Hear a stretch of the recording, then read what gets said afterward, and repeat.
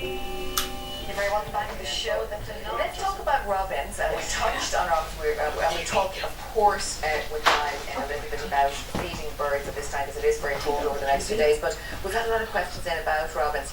A robin often visits my garden and has been known to chase a blackbird almost twice the size away. Are they known to be territorial? Well, I know you told us this before. Absolutely, they're among the most territorial birds that we have. So we saw the starlings gather together in flocks. You'll never see robins doing that. They don't like the company of other robins. No, there's no migrations going on there, right? And with the cold weather at the moment, people might notice this aggressive behaviour against birds like blackbirds and other larger species because food resources become scarce, and the robins are very good at sticking up for themselves. So yeah, they're very aggressive. But we kind of have a draw for them here in Ireland. We do very much. I thought they were cute. I think Niall came in and kind of I know you said that to me before, you don't like, but no, I don't think you should think that, because I know at home, say my mother knows to feed a robin, and you probably have robins that come, and they can get really friendly with people. That's what I find amazing about them. They do, and I must say they're a great advertising campaign for the natural world. If they didn't exist, Bird Return would have to invent them, because people like them so much. You lose a finger to one of them or something like that. They're not going to do anything like that to you. But the thing, of course, is that they couldn't care less about our enjoyment or how we feel about them. They're there for survival. And the fact is that they've evolved to be tame around humans, so they can exploit food that's close to us.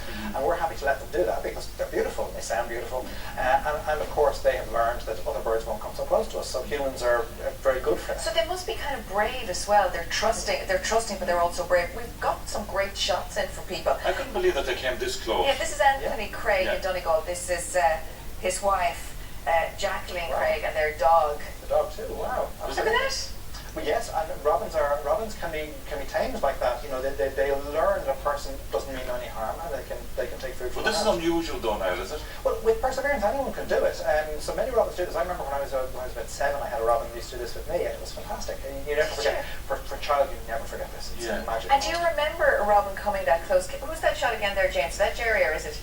That's from Anthony Craig. That's the same robin actually there in Donegal. Nice mix of seed and variety is the key. You've got high energy. Well done, Anthony. That's why they're coming to you. Yeah, you've got a lot of bits of. Have you got sunflowers there? Seeds there. Looks like maybe a bit of suet, crushed peanuts there. So it's very good. Very good high calorie diet. And of course, we're chatting about feeding birds this time of year as well, because the ground's going to be frozen. Yes, indeed, absolutely. So with the cold snap, birds do find it hard. So birds like robins and blackbirds digging in the ground for worms, it's impossible. Snow covering the ground. Important to put out food for them. Look at this, isn't this gorgeous now? We just had to show you. This is Jerry McCory in Dundalk. We befriended this little bird in our garden in summer 2017, 2018.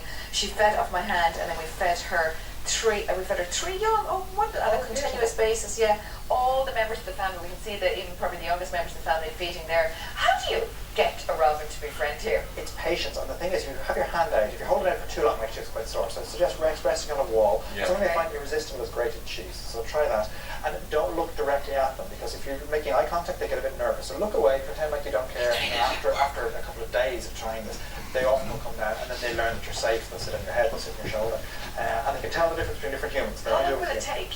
It depends on the bird and how desperate they are for food. So cold weather is a good opportunity for them. Good water as well. They need water to clean themselves. That's very important. They need to clean, they need to drink, and freeze, of course, the puddles and ponds are covered. Yeah, so it's really important, especially blackbirds, poor things, that they really depend on worms and all that, don't they? Especially. Apples are a very good way to benefit them too. Put apples on a lawn, cut them in half, spear them on a branch. It works wonders for them. Look at these, look at that little robin. Oh my God. This is Michelle Conway, She sent us in this shot. Isn't that unbelievable? So they're very happy to be near us. That's why they're so successful. They want to put a bit of air in the target with Thank you, Michelle. Thank you. Thank you so much. As always, you can get through half our things, but anyway, it's great to see you again, Niall, and thank you for all those tips as well on feeding the birds. And don't forget to feed the birds, especially over the next few days. Water. They need to drink it and to clean themselves. Yeah. So seeds, water, or bits of fat, as Niall told us before, bits of food. Anywhere you don't have the actual bird food, a bit of fruit or a bit of fat of a rasher or something, that'll be high calorie, sugar, fat.